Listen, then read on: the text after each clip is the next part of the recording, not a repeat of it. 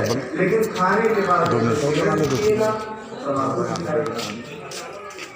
जानवर का जो चारा होता है, पशु पक्षियों का जो भोजन होता है, देखिए कितना सात्विक होता है, प्रकृति में वो भोजन करते हैं। लेकिन हम लोग इतना सब कुछ मिर्चा, जीरा, खटाई, अचार सब कुछ लगाते हैं, लेकिन फिर भी हम लोगों का पेट नहीं भरता है।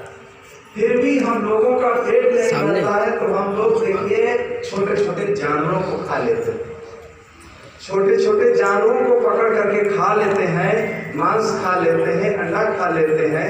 अंडा खाने वाले क्या कहते हैं, महाराज जी हम वो अंडे नहीं खाते जिनमें बच्चे होते हैं। तो आप कौन अंडे खाते हो? वो कहते हैं हम वो अंडे खाते हैं जिनमें बच्चे नहीं होते।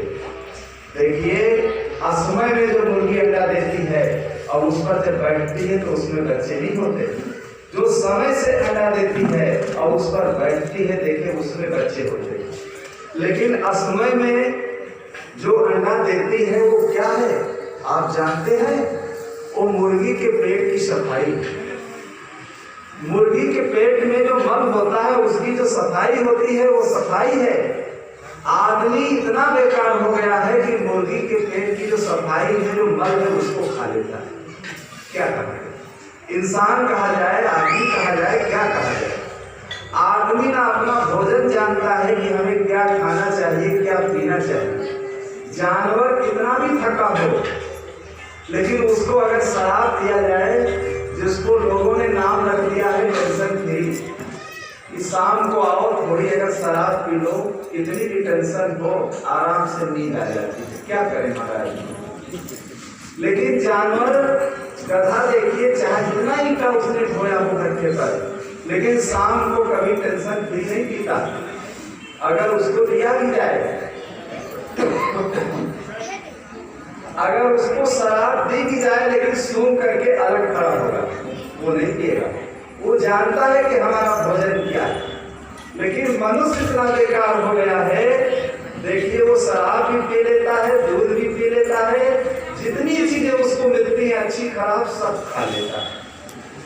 पशु पक्षियों में देखिए सब ऋतुकालीन व्यवहार होते हैं, लेकिन मनुष्य इतना बेकार हो गया है उसके पास तो कोई संयम नहीं है, न कोई नियम है, न खाने में, न पीने में, न सोने में, न भोगने में, कोई नियम का वो पालन नहीं कर रहा है।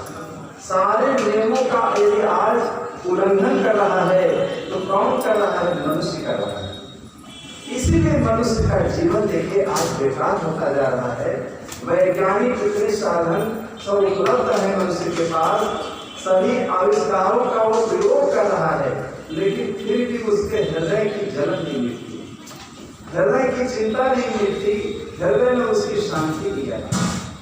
तो जीवन को अच्छा बनाने के लिए बंधुओं अच्छी समझ को बना दो और अच्छे विचारों को आप अपने अंदर ले आओ, तभी हमारा जीवन सुखी होगा। और जब तक अच्छे विचारों को हम नहीं लाएंगे, कहीं भी चले जाएं, गंगा नहा ले, यमुना नहा ले, तीर्थाटन कर ले, वेद शास्त्र का भी अध्ययन कर ले, बड़े आलिम लोग हाजिर हैं, मगर विषयों के बस होकर उसी रास्ते से जा निकले जहां नादान किसका है। कितने भी हम ज्ञानी हो जाएं, लेकिन जो पशु काम कर रहे हैं, अगर वही हम काम कर रहे हैं तो पशु में हमारे लिए क्या अंतर?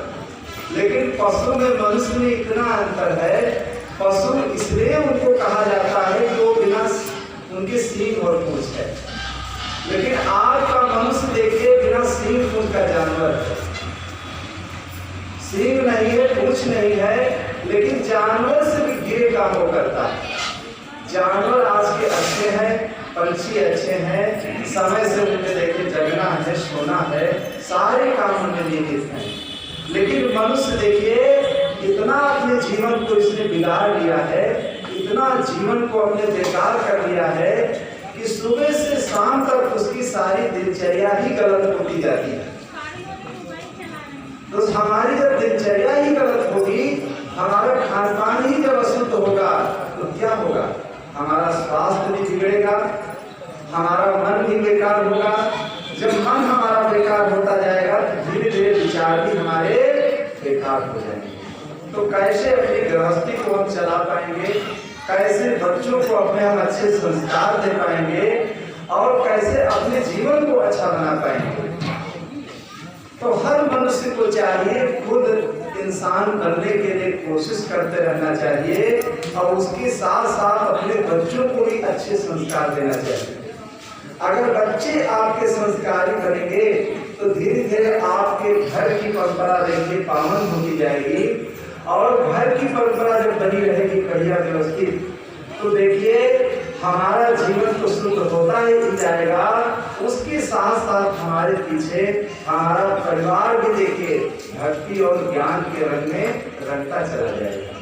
सत्संग का मतलब यही है कि जिन बातों को सुनो और समझो फिर अपने पर उसको सीमित न रखो। अगर अगला व्यक्ति कोई अच्छा है तो उसको भी बताना चाहिए, उसको भी बताना चाहिए कि अगर एक भी बात वो समझ गया, एक भी बात अगर समझ गया तो उसके जीवन का कल्याण हो जाएगा। सदगुरु विशाल देव की देखे क्या धारा थी, जो बाराबंकी में देखे ऐसे संत हुए। देखिए समाज में बैठाकर कभी उन्होंने उपदेश नहीं किया, हजारों लाखों लोग उनके दर्शन के लिए भारत के कोने कोने से आते थे। गांव में एक बुजुर्ग व्यक्ति से देखिए वो सत्संग करते थे, जो बहुत समझदार व्यक्ति होता था उसको अकेले बैठा करके वो समझाते थे और फिर कह देते थे और जितने लोग हैं उनको आप बताना, जो मैंने आपको बताया है वो बातें बताना उन लोगों को। देखिए न कहीं प्रचार प्रसार करने गए, लेकिन लुक छिप कर रह करके देखो साधना करते हैं।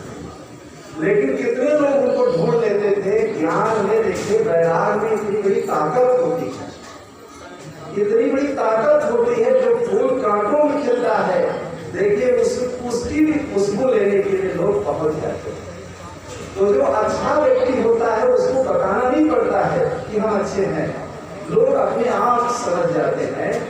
तो हम अच्छे बने, इंसान बने और जीवन को अच्छा बनाए और अपने मन को शुद्ध बनाए, अपनी समझ को अच्छी बना ले। आज के सत्संग से देखिए बंधुओं यही सीख लेकर के जाना कि हमारी समझ सदैव अच्छी बनी रहे, हमारे विचार अच्छे बने रहे। साहब जी ने देखिए इसी उद्देश्य को लेकर के संस्थाएं जितनी देखिए होती हैं सबको ज्ञान देने के लिए, अच्छी सीख देने के लिए ये संस्थाएं बनाई जाती हैं। और कितना परिश्रम करके देखिए संस्था बनी कि लोग यहाँ से सीख लेंगे, ज्ञान लेंगे और अच्छी समझ मिलेगी सबको, लोगों का कल्याण होगा। इसी उद्देश्य को लेकर के देखिए परम श्रद्धेय संत श्री दीनदयाल साहब ने इसकी स्थापना किया और कि लोग आसपास के लोग, क्षेत्र के लोग यहाँ से ज्ञान लेते रहे, सीख लेते रहे, सबका कल्याण होता है। इन्हीं शब्दों के साथ मैं अपनी वाणी को बोलो सद्गुरु।